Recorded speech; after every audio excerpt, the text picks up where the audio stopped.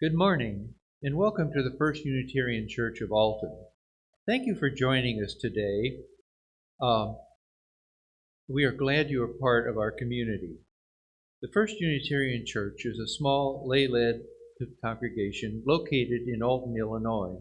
We welcome everyone to this home of comfort, spirit, justice, and hope. We are Unitarian Universalists. My name is Jeri Johnson. My pronouns are he and him, and I serve as a worship associate for this congregation. Our speaker today is Annie Giresh. We begin our worship with a prelude.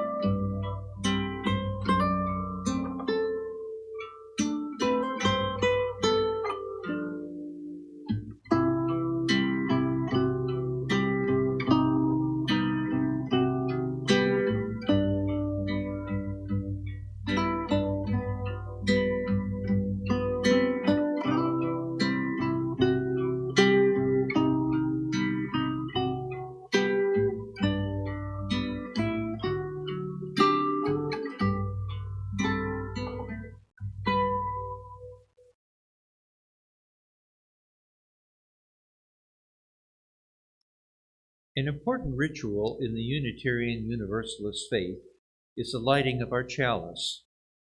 Hans Deutsch, an Austrian artist, first brought together the chalice and the flame as the Unitarian symbol during his work with the Unitarian Service Committee during World War II. To Deutsch, the image had connotations of sacrifice and love. Unitarian Universalists today have many different interpretations of the flaming chalice, including the light of reason, the warmth of community, and the flame of hope.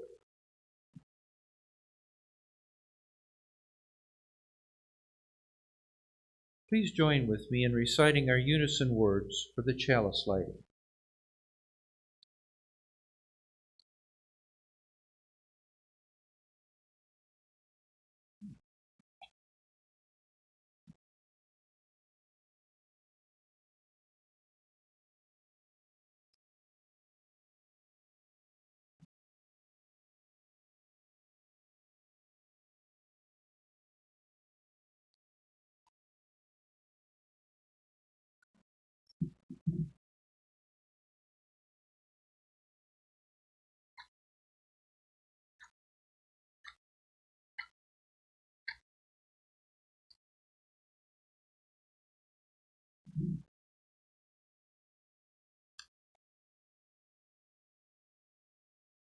We held this time together by kindling the lamp of our heritage.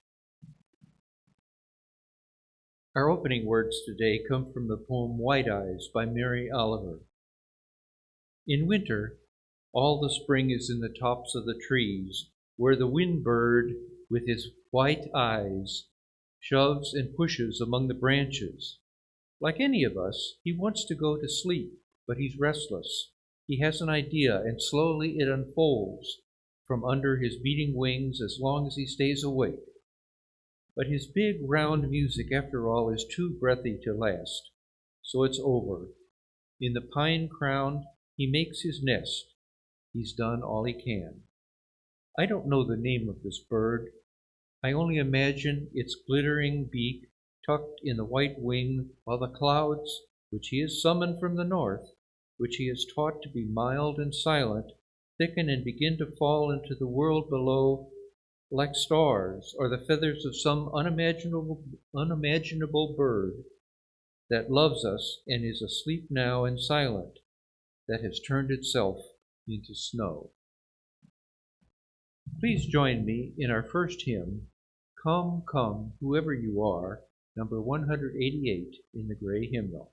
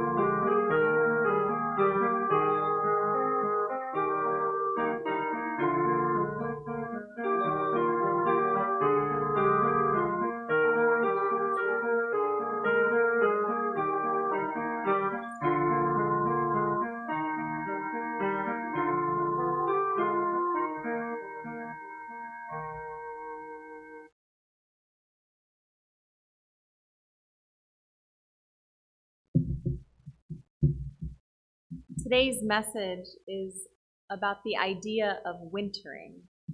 That is, understanding this season not just as a time when we have to endure cold temperatures, less sunlight, and decreased energy, but also as a time that is sacred, radical, and necessary for our life cycles. I believe this theme of wintering ties in very nicely with the first principle of Unitarian Universalism.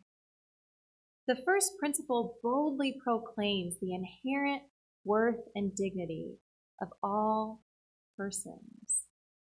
It boldly announces that you, yes, you, are good. Not because of what you do, not because of all the wonderful things that you've accomplished and achieved in your life, but simply because of who you are. This hibernation of winter invites us and challenges us into a yearly cyclical reminder of this inherent goodness. We have inherent worth and dignity not because of all the things that we do, but just by being. We give our time and our energy to all these important things. We work hard to feed our families. We try to find meaning and fulfill our purpose in life. We fight for social justice and issues that matter to us. And all of that is really good too. But the invitation of winter, I think, that we have before us today is to deepen into that first principle, to remember that we are inherently worthy of rest and nourishment and restoration. I'd like to invite you into a short ritual for our joys and sorrows today.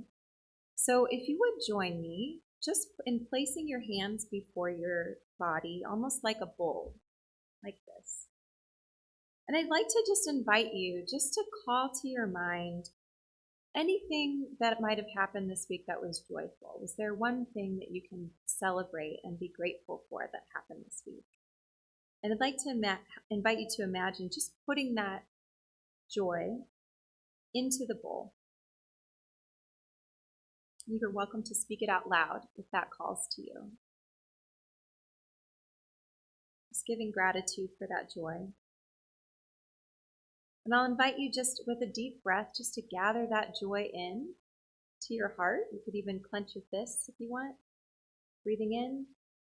And as we breathe out, just letting it go and giving it back to the web of life. We'll make a bowl again. And just calling to mind any sorrow you found yourself in this week, anything that was hard. Just allowing your heart to place that sorrow in the bowl, honoring it. With a deep breath, we'll just gather it in. And with an exhale, we'll just let it go.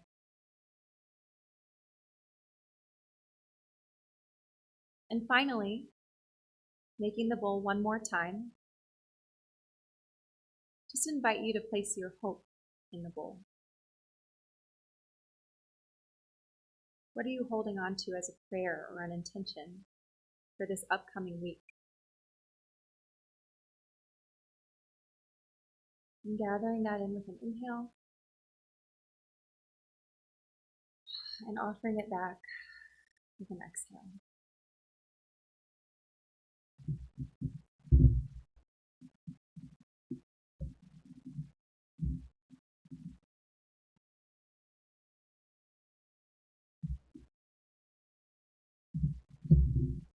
It's stewardship time, as many of you know.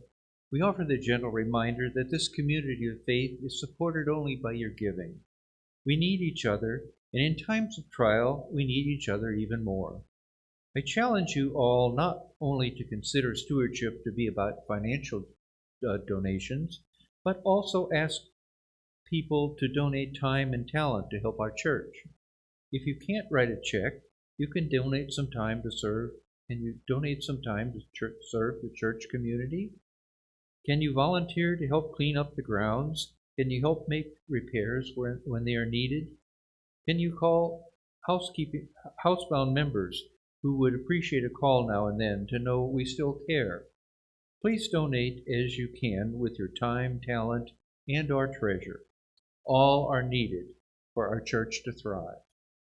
You can mail your financial gift to First Unitarian Church, Post Office Box 494, Alton, Illinois 62002. Or you can give electronically by searching for the First Unitarian Church of Alton on the Givelify app or via the link on our webpage. As well, you can pay through PayPal if you prefer. If you are willing to donate your time and talent, please contact a board member and let us know what you can do to help. Give what you will, for you are a generous. Give what you will and what you are able, for you are a generous people. Please join me in our offering prayer. May this offering equip us to inspire love and seek justice. Please join in for a hymn to help us center and ground as we prepare for the reading and message. We will sing I Sought the Wood in Summer, number 328 in the gray hymnal.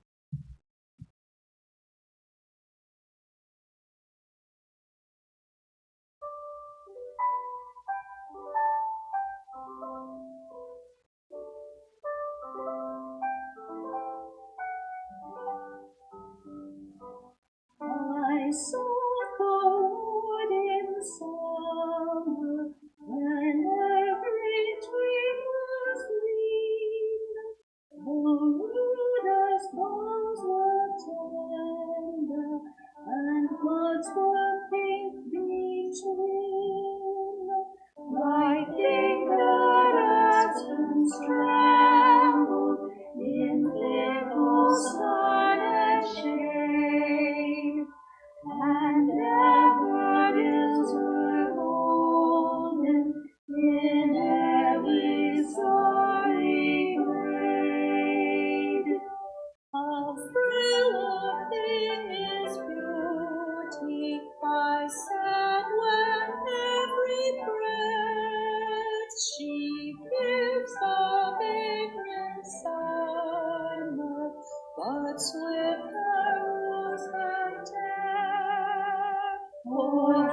this the stardust travels, for this hath ages rolled, to deck the wood for bridal, and slay her with the gold.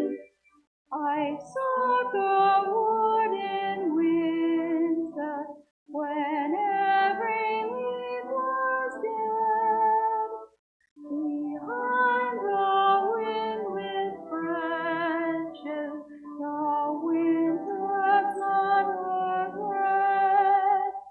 The birches white and slender in breathless marble stood. The brook, a white immortal, slept silent in the wood. How sure of his beauty, I cried, no wolf can slay, nor wave, nor shark despoiler, nor ravishers dismay. The granite hills are silent, the sea more like to pale. Behind the rows of planet, follow behind the veil.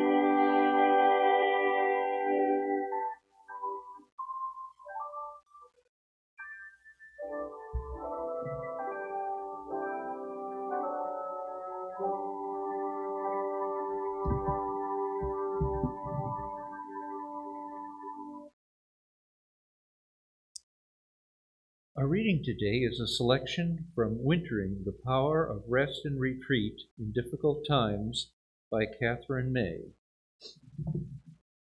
A surprising cluster of novels and fairy tales are set in the snow. Our knowledge of winter is a fragment of childhood, almost innate. All the careful preparations that animals make to endure the cold, foodless months, hibernation and migration, deciduous trees dropping leaves. This is no accident. The changes that take place in winter are a kind of alchemy, an enchantment performed by ordinary creatures to survive. Dormice laying on fat to hibernate, swallows navigating to South Africa, trees blazing out the final weeks of autumn. It is all very well to survive the abundant months of spring and summer, but in winter we witness the full glory of nature's flourishing in lean times. Plants and animals don't fight the winter. They don't pretend it's not happening and attempt to carry on living the same lives they lived in the summer. They prepare. They adapt. They perform extraordinary acts of metamorphosis to get them through. Wintering is a time of withdrawing from the world, maximizing scant resources, carrying out acts of brutal efficiency and vanishing from sight. But that's where the transformation occurs. Winter is not the death of the life cycle, but its crucible. It's a time for reflection and recuperation, for slow replenishment, for putting your house in order, letting your spare time expand, getting enough sleep, resting, is a radical act now, but it's essential.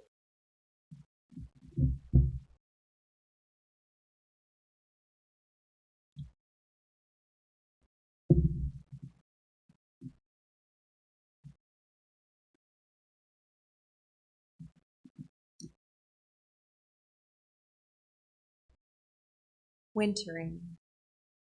The holidays have passed. The excitement of the new year has pretty much worn off. We've settled back into the daily grind. And it's so cold outside, isn't it? Our reading today invites us into the enchantment of winter, into winter's potential to transform us, to renew us. Wintering isn't just about weathering cold temperatures and scraping frost off of our windshields. It's about slowing down, hibernating, allowing our bodies the rest that they instinctively crave. Ultimately, wintering is about letting our rest become fuel for the fires of creativity and justice. I feel challenged by the imagery in our reading today. It says, plants and animals don't fight the winter. But we human beings sure do love to fight the winter.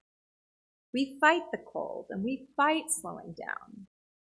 I don't know about you, but I can sometimes dread the winter. I sleep longer.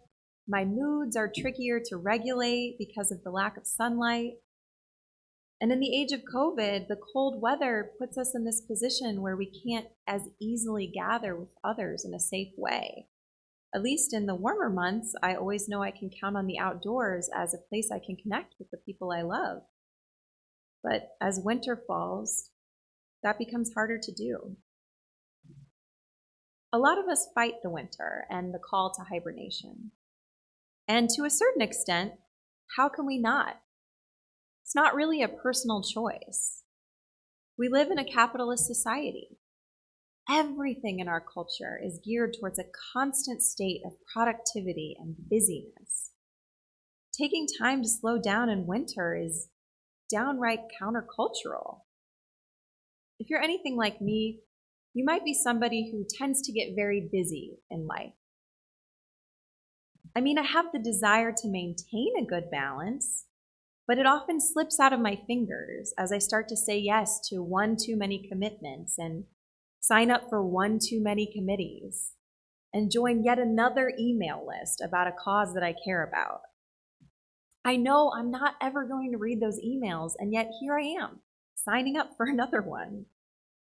It's actually kind of ironic that I'm up here talking about rest and wintering because I've actually really struggled with learning to rest.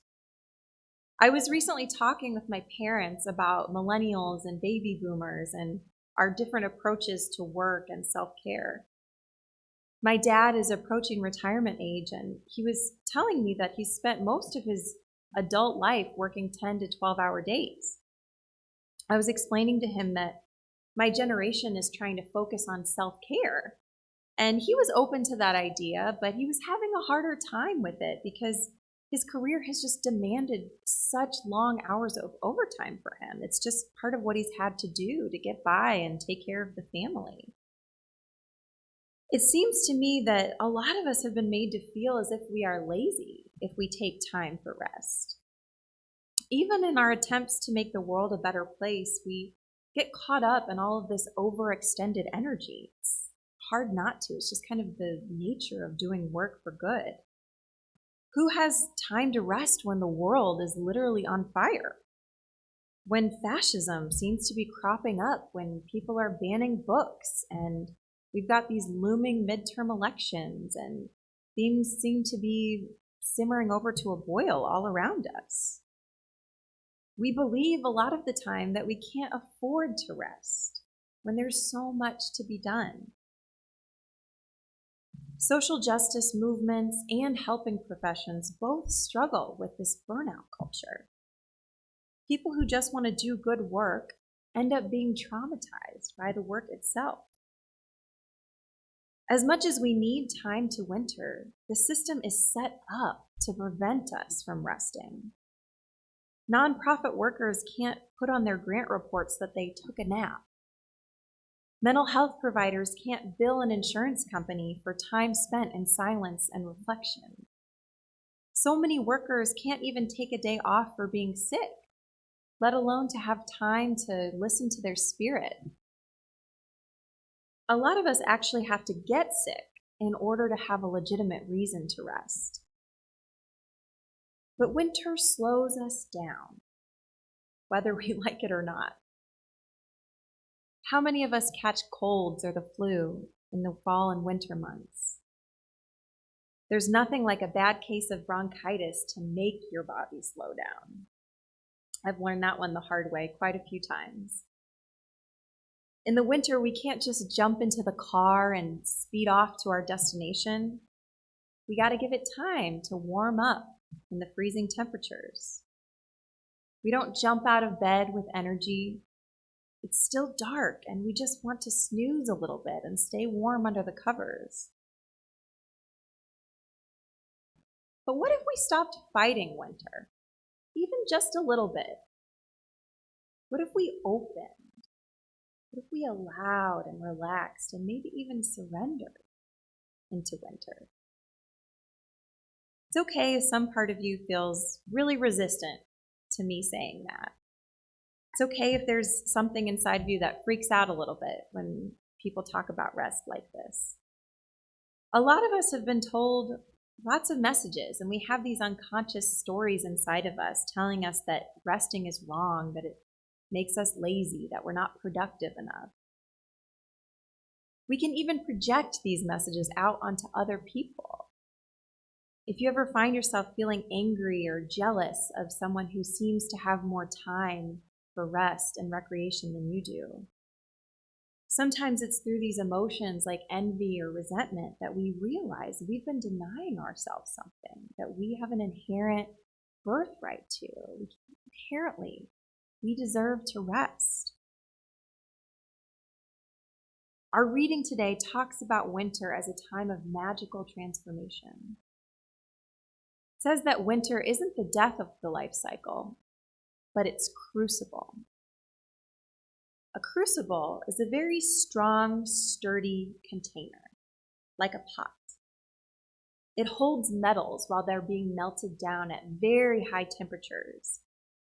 They're being melted down to be transformed and turned into something else. And the strength and the power of the crucible and its container allows the metal to be transformed.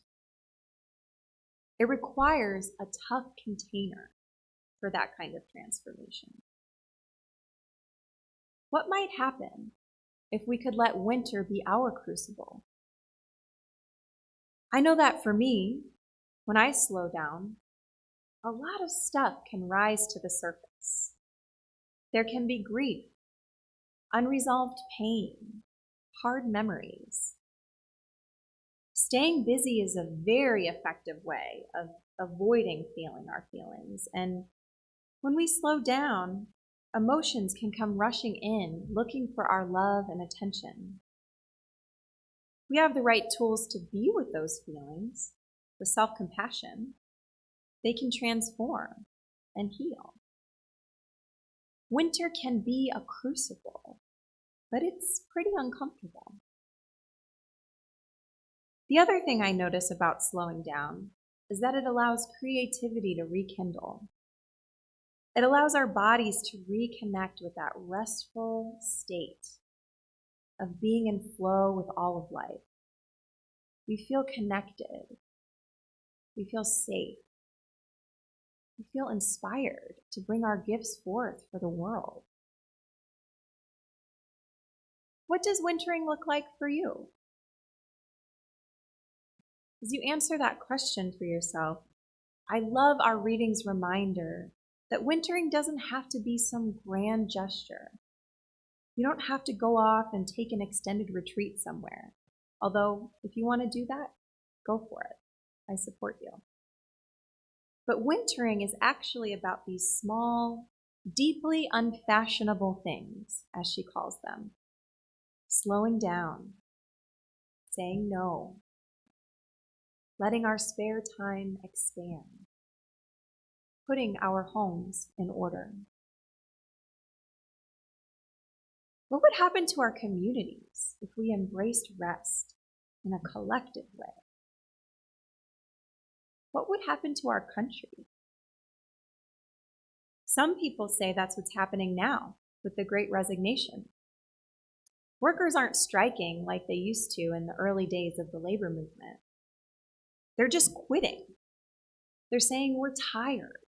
We're not willing to hustle and grind to make someone else rich while we suffer and lose out on time with our families, time for our spirits, time for our callings and the things that we care about. What if rest was a revolutionary resource?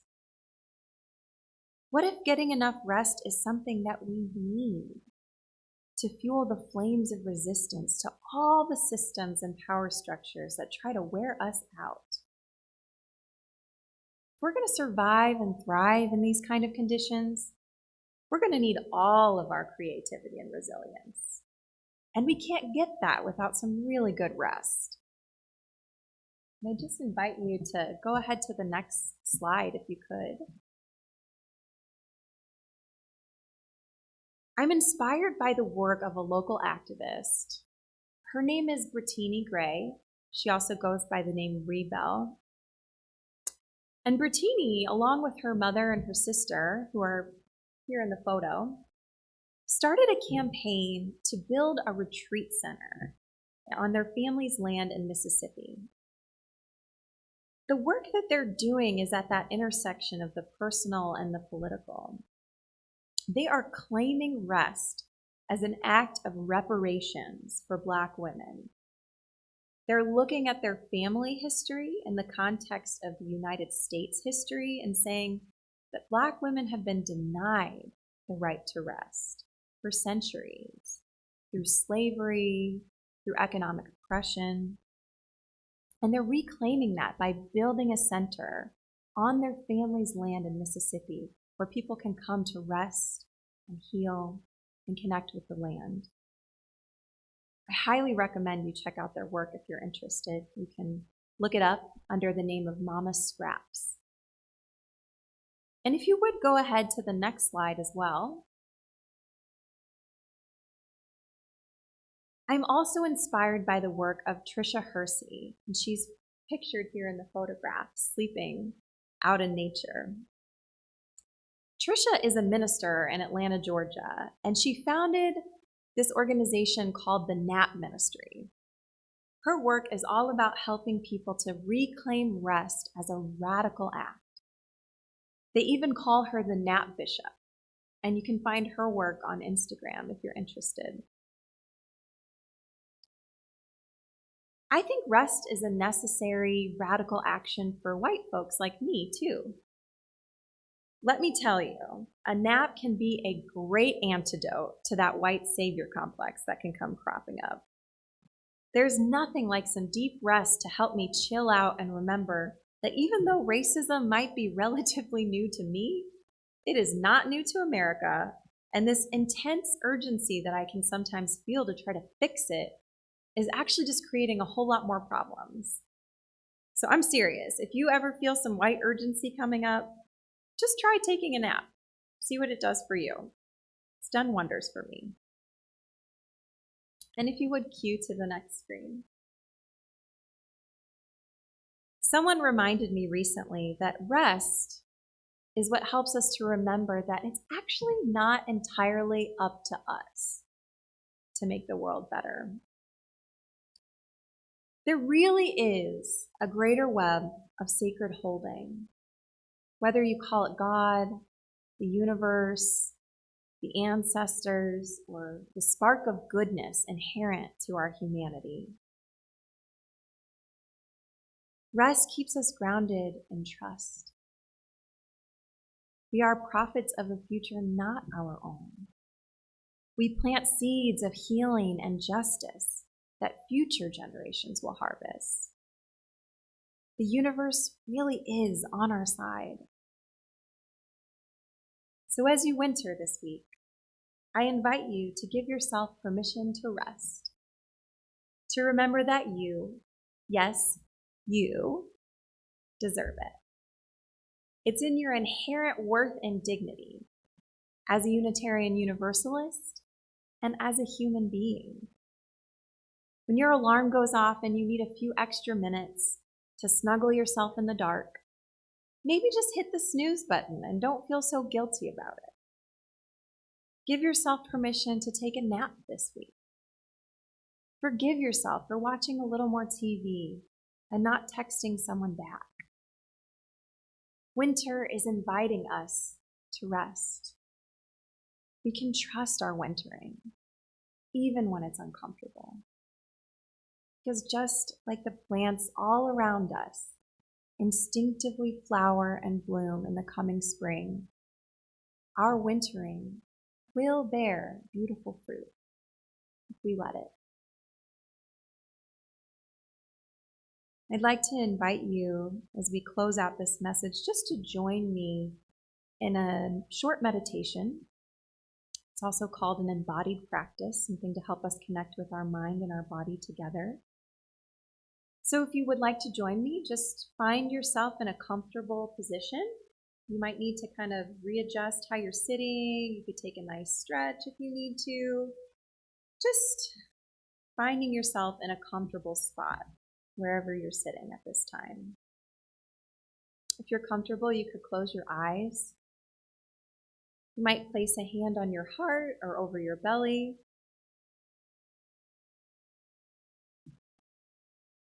Just taking a deep breath in and a big exhale. And just inviting into your imagination, to your mind's eye, some kind of happy place for you, something that makes you feel safe. Might be a place, a physical place. Might be a person or a memory. But just call that image of safety into your mind's eye and just allow it just to wash over you for a few moments.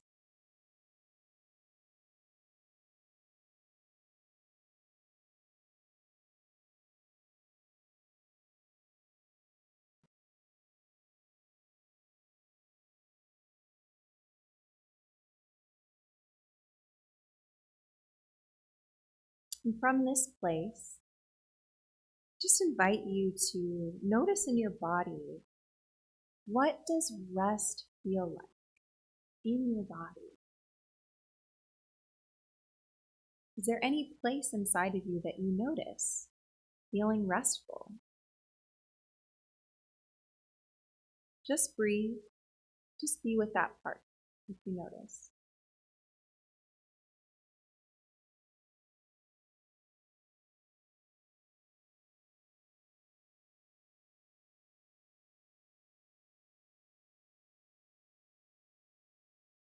Just observe what it feels like and see if it wants to grow and expand into more of your body.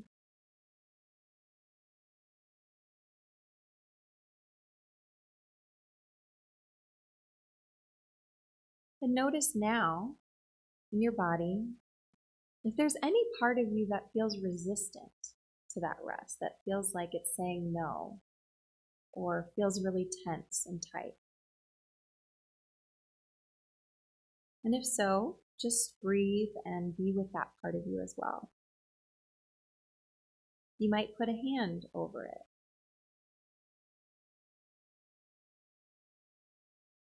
Listen to that part. Does it have a message for you today?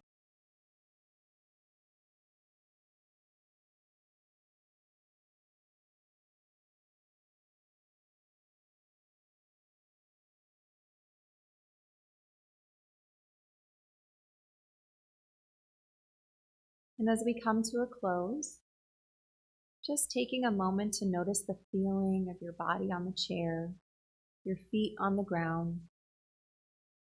As you open your eyes, taking a moment just to notice your surroundings, to look at the walls, kind of look around and just see the space that you're in. It helps your body to ground.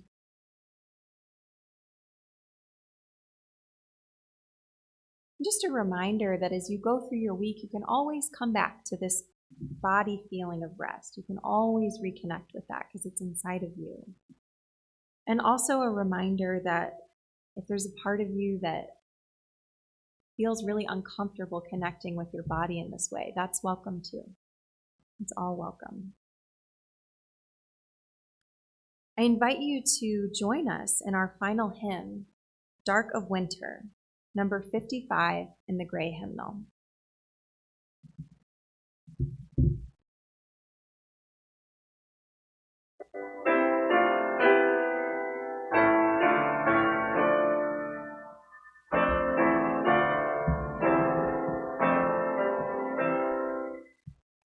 Dark of winter, soft and still, your quiet call surrounds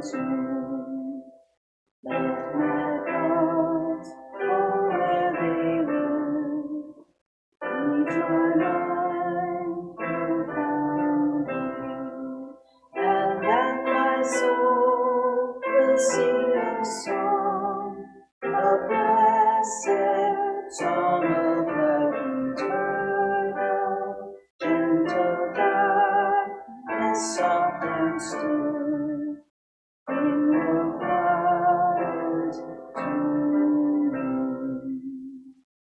Darkness soon my weary eyes, that I may see more clearly. When my heart with sorrow cries, comfort and caressing, and then my soul may hear your voice, a still small voice of love eternal. Darkness, when my fears arise, let your peace go through me.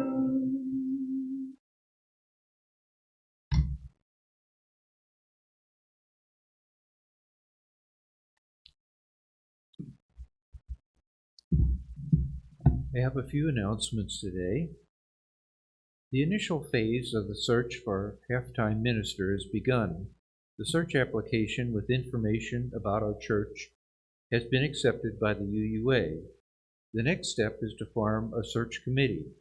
A big thank you to the 4 people who have already indicated they would serve on this committee, but there's no one so far from Alton or Edwardsville. I think it's important to have people on the committee from 2 of the communities where many of our members live. So if you live in Alton, Godfrey area or Edwardsville area, please consider becoming a member of this important committee. The work of the committee is time limited. That is, we are looking forward to having a minister by August of this year. So at that time, the search committee's work is finished. If you are interested in becoming a part of this search process, please contact Mary Johnson. The church newsletter for February will be going out this evening. If you have anything you want included in it, please get that information to Mary by 3 o'clock this afternoon. The Anades are scheduled to meet at Old Bakery Beer Company this coming Thursday, February 3rd. If the predicted snow comes and the roads are bad, that meeting will be postponed until the following Thursday. Watch your emails for updated meeting information from Sandy Shaner.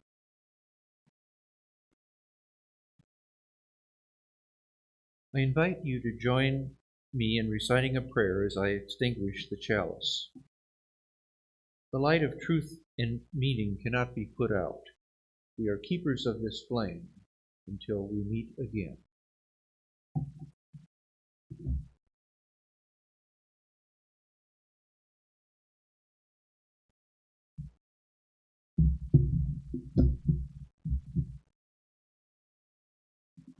Our closing words are adapted from a blessing written by Nathan Bakken.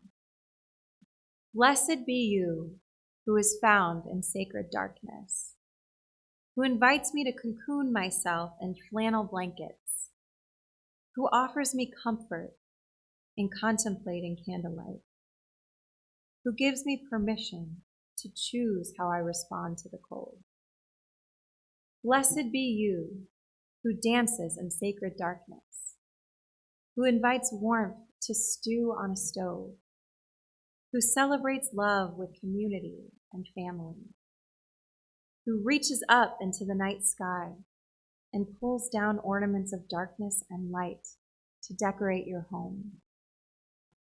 Blessed be you who resists in sacred darkness, who challenges the romancing of night and glorification of day, who finds discomfort in the silence and refuses to sleep, who tend their grief unapologetically with store-bought serotonin. Blessed be you who are wintering in sacred darkness, who heals as you comfort, who dances as you cry, who resists as you name hard truths. Blessed be you as you winter. Please enjoy this postlude as our worship is concluded.